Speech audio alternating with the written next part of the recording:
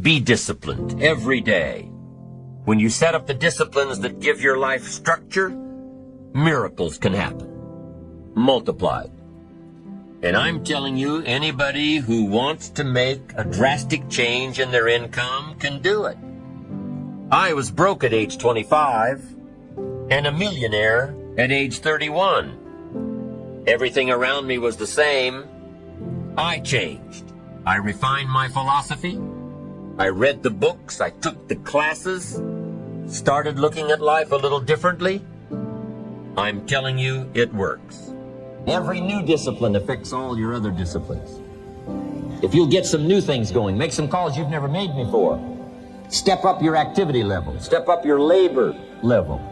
And you'll go home and work some miracles on your days and your life and your future and your income and your business. And a bigger portion of that 400 million will certainly be yours. Go for the disciplines, the smallest of disciplines, the least of disciplines. Like keeping your accounts in order, the smallest of disciplines. Did you ever hear this expression? I don't know where it all goes. Did you ever hear that? I don't know where it all goes.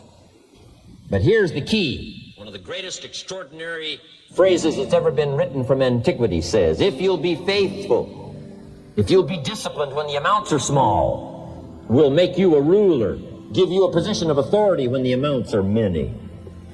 Somebody says, I've only got 2 or 3 distributors, I don't know where they are. Come on. If you've only got 2 or 3, you can know when they get up. You can know when they go to bed. You can know all the details. Take care of your disciplines when the amounts are small. And then life will see to it that you get some extraordinary numbers to work with, like you saw the stories displayed here. Do not disregard the smallest of disciplines. Let us not neglect. Do not neglect the smallest of disciplines. And build on that foundation, and you can have everything you could possibly want. Okay? Get going. But right here, a small difference in the change of discipline, the change of thinking, to start you on this journey versus this journey. Now, it's also very important intellectually to know whether or not you're headed this way or this way. And once you decide, 10 years from now, I think that the gathering of my intellectual and personal and spiritual and moral and economic treasure may not be that great. The key is to start right now making these changes to walk this new road. But here's what's exciting to me. Just a few daily disciplines makes a great deal of difference in 1 year, 3 years, 5 years. Just a few daily disciplines. 10 years from now, you will surely arrive. The question is, where? We don't want to kid ourselves about where. We don't want to kid ourselves about the road we're walking. I had a day shortly after I met Mr. Schoaf called Do Not Kid Myself Anymore Day. I don't want to go disillusioned anymore. You know, I was using the cross-finger theory back when I was 25, 24, 23. I finally decided that the cross-finger theory was not going to get me what I wanted. That isn't where the treasure lies. That I'm going to have to make sure which of these ways I'm headed. But a few reading disciplines and a few disciplines of mind and a few disciplines of activity, and you can make all the difference in the world whether you wind up here or whether you wind up here. Okay, but just a few changes. Sometimes we get the idea that we're doing about 10% and there's about 90% more that we need in order to make the difference for our fortune. And probably the opposite is true, right? We're doing enough things to have arrived here today. We're doing enough things to have bought and shared in the good life so far. And maybe all you need is that extra 5%, 10% of intellectual change, activity change, a refinement of discipline, a refinement of thought. And all we need is the ideas to make those simple changes. And the equity starts gathering in 1 year, 3 years, 5 years, 10 years. I have a good comment for your notes. Now's the time to fix the next 10 years. Now's the time to fix it. Now, sometimes you have to come to grips with reality and with truth. That's what was good for me when I met Mr. Schoaf. I was 25 years old. He was 44 years old. And he brought me a wealth of experience, and he started asking me the tough questions. Big question, he said, are you reading the books that's going to take you where you want to go in the next 5 years? Excellent question. So you want to make sure. I would assume for all of you, to get where you want to be in the next 5 years, you're either reading the right books or you're not. That's kind of a brilliant statement, right? You're either engaged in the disciplines or you're not. One discipline affects another discipline. All disciplines affect each other. In fact, here's a good philosophical phrase. Everything affects everything else. Nothing stands alone. Don't be naive and say, this doesn't matter. Of course it matters. It all matters. Some things may matter more than others, but everything matters. If you'd rather sleep in than go for a walk around the neighborhood, pretty soon it will matter. If you'd rather spend your money instead of saving it, pretty soon it will matter. If you'd rather put off a letter to an old friend instead of corresponding regularly, pretty soon it will matter. If you'd rather work late every night instead of going home and spending time with your family, pretty soon it will matter. It all matters. Every letdown affects the rest. If you won't walk around the block, you probably won't eat right. And you probably won't buy the books. And you probably won't attend the seminars. And you probably won't spend your money wisely. And after years of this, it all adds up. So the key to reversing this process is to start picking up the disciplines. It does matter. It all matters. Now, here's the positive side. Every new discipline affects the rest. Every new discipline makes a difference. That's why action is so important. The smallest action, the least action. The action that you won't think will matter. It all matters. Take it. Because when you start accomplishing and the value starts to return, you'll find inspiration to do the next one and the next one and the next one. If you start walking around the block, it'll inspire you to start eating right. You start eating right, it'll inspire you to get a book. You get a book and it'll inspire you to get a journal.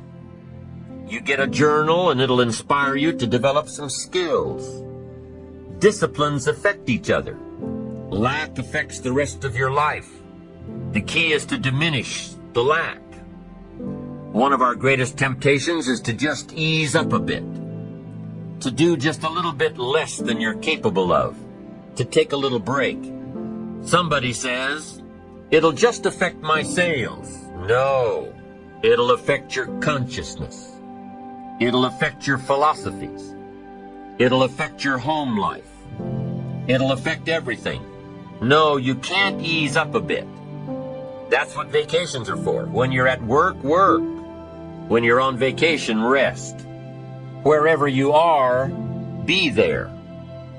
If you think about vacation when you're at work, you'll surely think about work when you're on vacation. You'll just mess it all up. So be disciplined. Get involved. Do all that it takes to get the job done. Get your health back. Get your bank account where it's supposed to be. Get your family in order. Get disciplined, be disciplined every day. When you set up the disciplines that give your life structure, miracles can happen. Multiplied. And I'm telling you, anybody who wants to make a drastic change in their income can do it. I was broke at age 25 and a millionaire at age 31. Everything around me was the same. I changed. I refined my philosophy. I read the books. I took the classes. Started looking at life a little differently. I'm telling you, it works. Knowing who you are and where you want to go.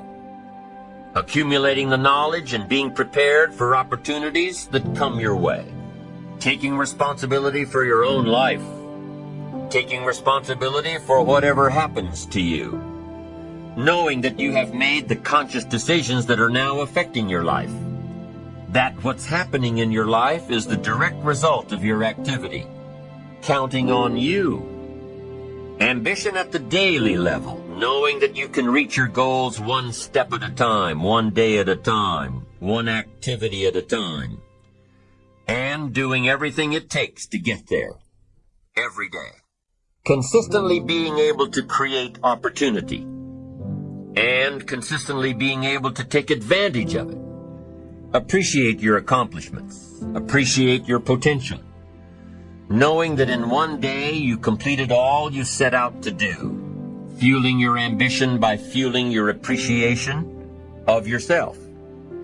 Each of these principles, when activated correctly, help to develop your ambition, your eager desire to get more out of life, to gain wealth, to gain prosperity, to have a better family, to build a better business. Isn't self-expression really self-direction? How you think, how you move, how you motivate yourself? It is. And ambition is a result of self-direction, one of the 6 principles for building ambition. Positive self-direction says, I know who I am and I know where I want to go. I am accumulating knowledge and experiences and feelings and philosophies that will help prepare me for opportunities that I know will show up without notice. Positive self-direction. You know who you are and where you want to go. You've already spent a great deal of time thinking about it. You've been working on the parts of your personality that will make you better. Working on your attitude. Working on your health. Working on your time management skills. Putting it all down on paper. And you constantly see yourself in the place that you want to be. As you talk with yourself every day, how often do you ask, is what I am doing today getting me closer to where I want to be tomorrow? Am I making the daily adjustments necessary? Am I doing all that it takes? Will I keep on doing it until? Direction determines destination. Here's a question you need to ask yourself. Are all of the disciplines that I'm currently engaged in taking me where I want to go? Are all of the disciplines I am presently engaged in taking me where I want to go? What an important question at the beginning of the month, at the beginning of the week, at the beginning of the day. Because here's what you don't want to ever do. Kid yourself. You know, kid your neighbor and kid me and kid the marketplace if you want to, but gosh, you can't kid yourself. With your fingers crossed hoping you'll arrive at a good destination when you're not even headed that way. You say, well, maybe the wind will take me. Well, there's a chance. But you've got to take charge. You've got to ask yourself often, am I? Am I doing the disciplines that are taking me in the direction that I want to go? I don't want to be faked out here and think I'm on the way to financial success when there's not a prayer, not a hope. I don't want to be faked out hoping that there's someone else who's going to take care of it. Take care of me. They're not going to take care of it. They're not going to take care of me. What if all of your negative relatives turn positive?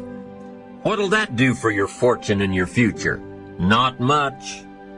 If prices come down a little, what'll that do for your fortune and your future?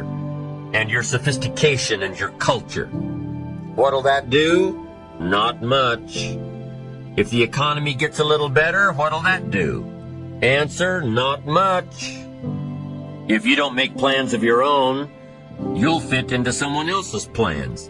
And guess what they have planned for you? You're right. Not much. Most people wake up every morning counting on this not much list. And that's why what they have is not much. Not much hope, not much promise, not much progress. They're driving what they don't want to drive, living where they don't want to live, doing what they don't want to do. Forget the thief waiting in the alley to snatch your purse. What about the thief in your mind? Lazy, not stimulated by thoughts and questions. Don't become a victim of yourself. Ask yourself these questions. Is this the direction I want for my life? Is it someone else's direction? Is it a goal that I have been ingrained with since my childhood? Is it my parents or my spouses or my bosses or my children's? Is it mine? Ask yourself these questions. Debate them if you will. Debate the ideas I am sharing with you on this program later. After you've heard all the ideas, debate what will work for you and won't work for you. But most importantly, get into the debate of your inner mind. What am I doing that works? What am I doing that doesn't work? Debate it all. Work with your mind to figure out the best possible direction for you. Your self-direction. Your self-direction.